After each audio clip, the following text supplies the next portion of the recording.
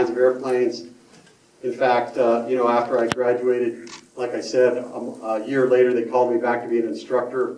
And the first thing I said was, wait a minute, I applied to this school 8 times before I got selected. Now, I've only been a test pilot for a year. You want me to come back and instruct? And they said, well, sometimes things work like that. We liked you.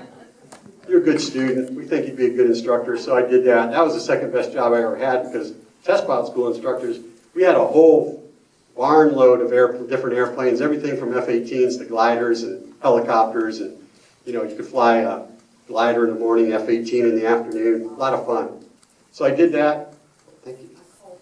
Cold one. Thanks, Barry.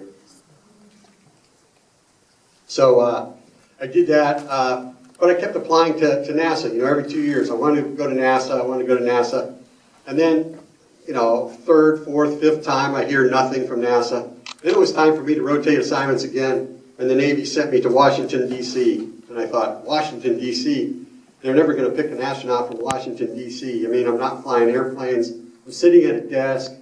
The Navy was smart. They needed a guy with an engineering degree and a test pilot to go serve as a chief engineer on a T-45 trainer jet program. But, I was all for continuing to fly and maybe improve my resume for NASA, but no such luck.